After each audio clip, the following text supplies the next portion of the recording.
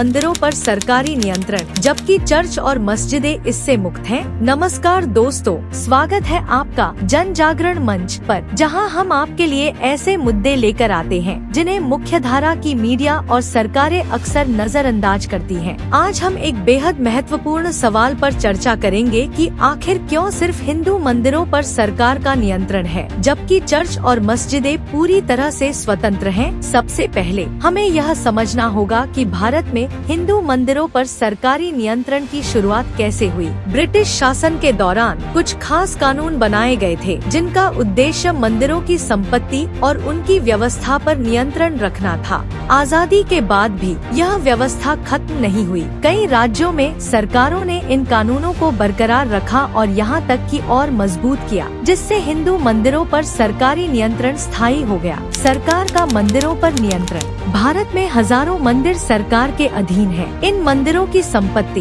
दान और प्रबंधन पर सरकार का सीधा हस्तक्षेप होता है। सरकार तय करती है कि मंदिर के धन का इस्तेमाल कहां और कैसे होगा। मंदिरों के ट्रस्ट और पुजारी भी सरकारी नियमों के अधीन होते हैं। इसका नतीजा यह है कि हिंदू श्रद्धालु जो अपने विश्वास के तहत मंदिरों को दान देते हैं, उनके धन का इस्तेमाल कई बार उन कार्यों में होता है जो उनके धार्मिक उद्देश्यों से मेल नहीं खाते। चर्च और मस्जिदें स्वतंत्रता का कारण। अब सवाल यह है कि चर्च और मस्जिदें इस सरकारी नियंत्रण से मुक्त क्यों हैं? इसका जवाब धार्मिक स्वतंत्रता के कानूनों और राजनीतिक निर्णयों में छुपा है। भारत में चर्च और मस्जिदों का प्रबंधन पूरी तरह से धार्मिक संस्थाओं के हाथों में होता है। इनके अंदर की व्यवस्थाओं और संपत्ति का प्रबंधन उनकी अपनी समितियों द्वारा किया जाता है, जिसमें सरकार का कोई हस्तक्षेप नहीं होता। मुस्लिम और ईसाई समुदायों ने हमेशा अपने धार्मिक स्थलों की स्वतंत्रता बनाए रखने के लिए जोर दिया और राजनीतिक दलों ने भी इन समुदायों की धार्मिक भावनाओं का सम्मान करते हुए उनके धार्मिक स्थलों को सरकार के नियंत्रण से दूर रखा है। यह भेदभाव क्यों?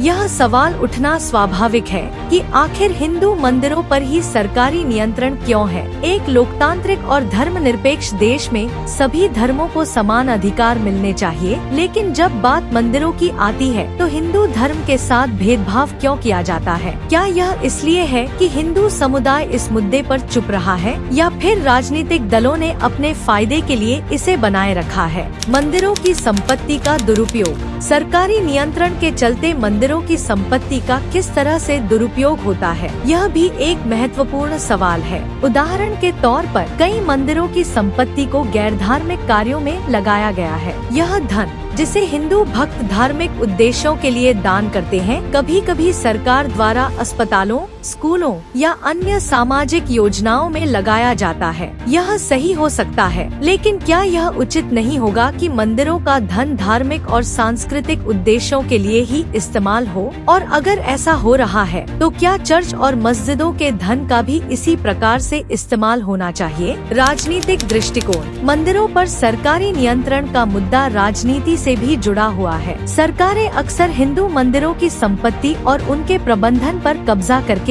अपने आर्थिक और राजनीतिक फायदे के लिए उनका इस्तेमाल करती हैं। दूसरी ओर मुस्लिम और ईसाई समुदायों की धार्मिक संस्थाओं पर सरकार का नियंत्रण न होने के पीछे राजनीतिक मजबूरियां हो सकती हैं। इन समुदायों के वोट बैंक को ध्यान में रखते हुए सरकारें उनके धार्मिक स्थलों को स्वतंत्र रहने देती हैं। अगर आपको यह जानकारी महत्वपूर्ण लगी हो तो इसे शेयर करें, ताकि ज्यादा से ज्यादा लोग इस मुद्दे को समझ सकें। और हाँ, हमारे चैनल जन जागरण मंच को सब्सक्राइब जरूर करें, ताकि आप हमेशा सच्चाई से जुड़े रहें। धन्यवाद।